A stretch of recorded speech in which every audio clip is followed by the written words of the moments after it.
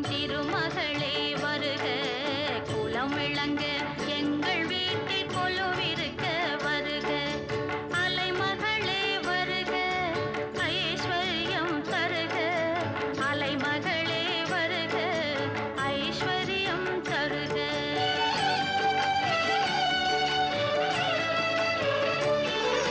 திருவிளக்கை ஏற்றி வைத்தோம் திருமகளே வருக குலம் விளங்க